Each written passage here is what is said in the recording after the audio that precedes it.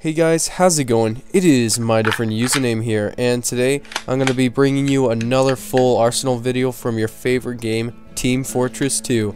And this time, we're going to be taking a look at another class that you guys have been recommending ever since I started this series, which was the Engineer. Now, I've actually made two different types of weapon that fall under the same category, but I hope you guys will still enjoy because I felt like making at least both these weapons, and I can't even wait to show them off later on throughout the video. So here it is, LEGO TF2 Engineer's full arsenal.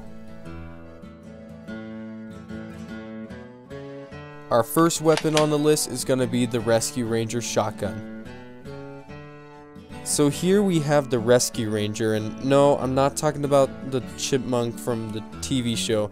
I'm talking about the shotgun from Team Fortress 2. This gun is really unique in its own aspect, but it lacks in a few other things, especially when it comes to combat. When it comes to the cosmetics of this gun, it's really just a regular shotgun with more of a black finish. It even has a rail running along the top of the barrel itself, but what's different about it is obviously the little things added to it, meaning the monitor that's actually placed on top of the receiver, and I kid you not, the yellow box at the end of the barrel is actually called a yellow box. If you looked up the info on this gun, they literally call it the yellow box. That's it. So that's all I have to go off by.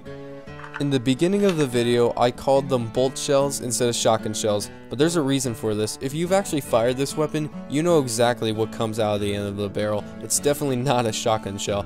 But let me tell you this, most likely those projectiles aren't even loaded into the shotguns, although I do have a really nice theory about it. Maybe they're actually loaded into the yellow box instead, and maybe the shotgun shells are loaded so they can actually launch the projectile out. Otherwise, I don't know how else something like that would fit in a shotgun shell, but then again, gotta remember that it's still a video game. If you actually take a closer look at the monitor, there really are some translucent green pieces back there. Unfortunately, I couldn't add a light source behind it because the bricks were too thick, the light was too dim, and there wasn't really enough room to fit it in to have it functionally working. But besides that, in other news, I actually got this new phone case, and I figured I'd show it off because honestly, now my phone can be an attachment for a gun, which is insane. You could be shooting people on the battlefield, and then you can go to your Twitter feed and check out what's new in the world. It's kind of cool. It's really insane. I'm surprised it took me this long to get a phone case like this, but yeah, I don't know if I'm gonna do anything with it in the future, but I'd like to think of something really nice and creative. But besides all that, let's finally shoot this gun.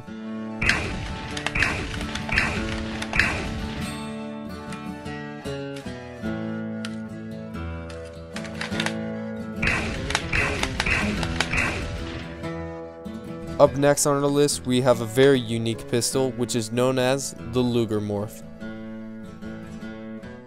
So the Lugermorph is a promotional secondary weapon that can only be used by the scout and the engineer, and it's pretty interesting how you unlock this weapon. I'll tell you that later on, but when it comes to the look of it, you can clearly tell it was based off of a Luger P08 German pistol, and I gotta say, there are really interesting things about this weapon. It turns out you can actually unlock this pistol if you play a certain game known as Poker Night at the Inventory.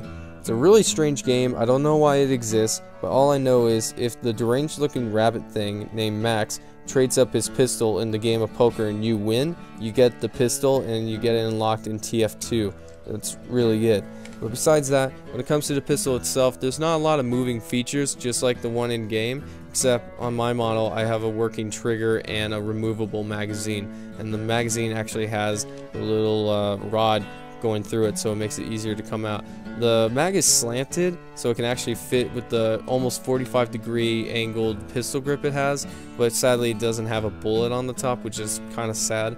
I really wish I could have done that, but I don't know. I was rushed for time when it came to making these guns anyway. But besides that, the gun is still pretty cool looking. I just kind of hate the wobbly barrel at the end. But besides that, let's actually go ahead and try it out.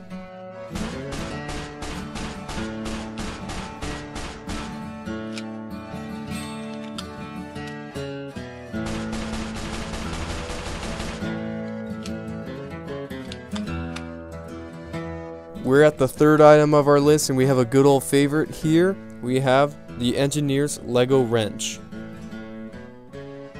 The wrench, or the Omen Buildmatic wrench, is the melee weapon used by the engineer to not only just beat in people's faces, but also to help create dispensers, sentries, and even teleporters for the entire team to use. It's a very effective weapon. The wrench in Team Fortress 2 does not really move around, so I made sure my model can at least do that, and I made it so the bottom jaw can actually slide up and down the handle of it, and it even can lock into place. That's what that little pin is for. Sometimes there's like a little rim on the little like tiny rod that can sometimes get in the way, but besides that, it's actually pretty effective. I can, you know, probably screw some Lego bolts and nuts or something like that. I don't really know. But actually, if you lock it into place, this becomes a very effective melee weapon where you can take the two prongs at the end and literally just smash people's faces in. I can understand why the engineer really likes this weapon, because it can be used to build stuff and destroy stuff at the same time. And, you know, speaking of that, he also has another favorite in his category of melee weapons. Alright guys, here we have the final item on our weapons list, and here we have the Gunslinger. So the Gunslinger is basically a replacement for the wrench, except instead of just taking up an item slot in your inventory, it takes your whole right hand. And it's crazy too. I actually made this one-to-one scale with my hand, so I can properly, you know, have it scaled with my left hand and stuff. But so you can see here, you can even clench it forward and somewhat make a fist. I don't know, that's probably the best I got towards making a fist. Something I actually wanted to get into though when it came to making this was actually making articulate fingers. I'm talking like ones that can actually move you with your fingers movements. I don't know why, but I felt like really making that for this design, but I ran out of time because I knew you guys wanted a video out, and yeah, so I think the only way we can test it is by oh boy. Okay, I just have to do this. I can do this. I can do this. I can do this. Okay, alright. Whew. Okay, no, this is stupid. This is stupid. I don't know what I'm thinking. This is stupid. Alright, here we go. Alright, let's try it again. Nah. Okay, no, this is ridiculous. I'm done. I'm done. Okay, now I'm ready.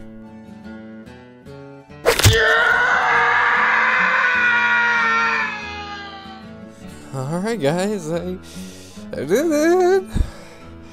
Alright. Well, alright, let's high five ourselves for, yeah. High five. Alright guys, I took a little bit of a break, got some of my blood back, but now I'm just gonna talk about the hands. As you can tell, they're pretty articulate. You know, you can move them in almost any direction. Like I said though, I almost wish I could set up a certain system where I can actually move my hands now. It even comes with, like, you know, when it comes to the hand itself, a compass, has some certain designs here and there. It has this, it has these exhaust pipes here, some wires here and there. I know the wires are supposed to be yellow, but to be honest, I don't really have any yellow wires, so I kind of went with the black ones I had. Now, the closest thing to a fist that this thing can possibly, oh, whoops. Anyway, this was the closest thing I can make to a fist, because I didn't really have a lot of those pivoting pieces, and yeah, honestly, it still does the job though. I mean, you can clearly see. Just gotta make sure I don't break any more fingers and we're good. Also, this hand's actually connected to a motor, so when I press it, oh, okay, oh god, oh, my hand looks like a rodent. Oh no, ah! Okay, so the motor's a little too fast. Maybe let me try it with my fist closed. Okay, it's a little bit better, but it's not perfect either. Kinda still difficult. Well, at least I can do this. So, yeah. No, stop! Alright guys, that was Team Fortress 2's Engineer's full arsenal.